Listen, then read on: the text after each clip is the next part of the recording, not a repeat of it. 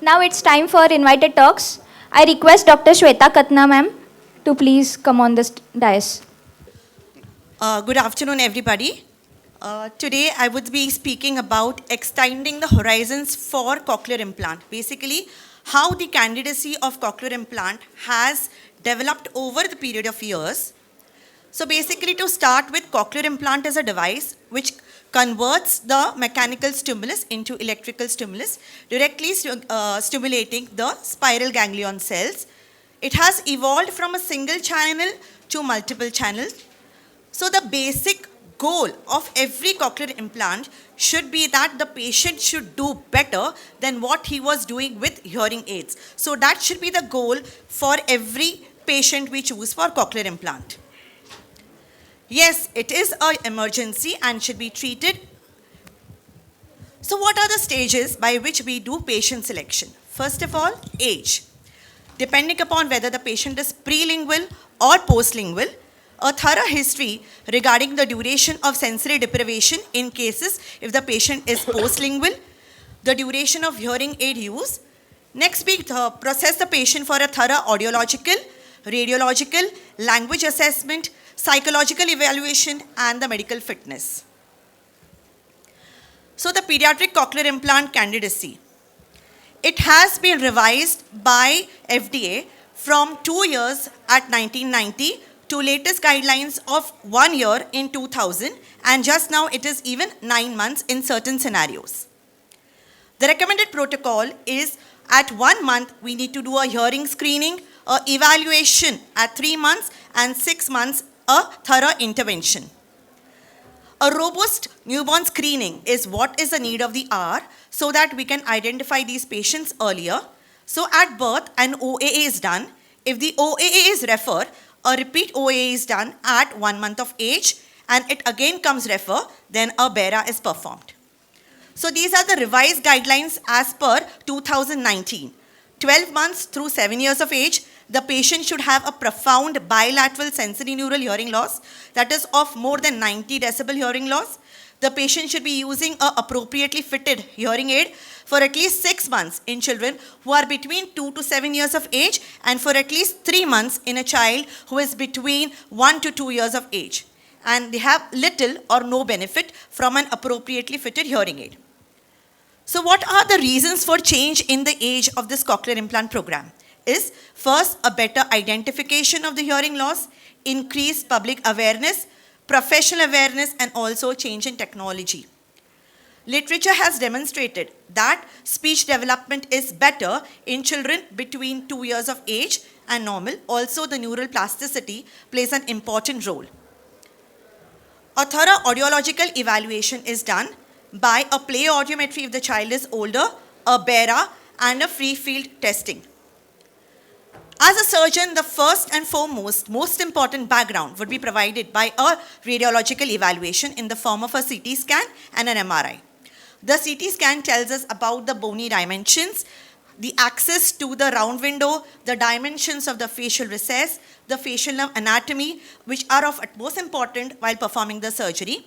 Whereas the MRI tells us about the presence of fluid in the membranous labyrinth and also the viability of the cochlear nerve. What we require is a robust training of people, because for adult cochlear implant, we are going to have multiple candidates in the future. Initially, cochlear implant was only an indication for children, but now, because of the increase in the age of retirement, and also people want to stay active till they are alive, so many people who are not happy with conventional hearing aid come into this criteria of adult cochlear implant. So, taking a proper history, onset and course of hearing loss, the duration, the hearing aid usage in this patient. So any post-lingual patient who has used a hearing aid becomes a candidate for cochlear implant. So according to the newer guidelines, it is more than 70 decibel of hearing loss bilaterally. Okay, and the patient has no improvement with hearing aids. Asymmetric hearing loss which cannot be treated by cross or the bone conduction aids, and single-sided deafness. Single-sided deafness has been included by the FDA in January 22. So a single-sided deafness is something which is unilateral hearing loss of more than 90 decibel. So to overcome the head shadow effect and for binaural stimulation. Also asymmetric hearing losses, that is hearing loss between two ears which is more than 30 decibel. So for the poorer ear, we do a cochlear implant, and for the better ear, a hearing aid. Bilateral cochlear implant is a need for the hour. Every child deserves to have a bilateral binaural hearing loss to improve the sound lateralization, to improve the sound localization, to remove the head shadow effect. Auditory neuropathy spectrum disorder. This is also one gray zone wherein we do not know what is to be done. Because PTA comes normal, the problem is not in the outer hair cells but in the inner hair cells. That is why OAE also comes normal. So in these patients, the speech is not developed properly compared to their hearing. So these become candidate for cochlear implant as well. So the factors for the outcome in this group of patients is residual hearing, age at implantation, cognitive and socio-economic factors, and anatomic morphology. One spectrum of disorders which we have come are abnormal cochlea. What we were talking were about normal cochlea, but now abnormal cochlea, according to Senare-Glue's classification, we have multiple disorders which can be included in the cochlear implantation.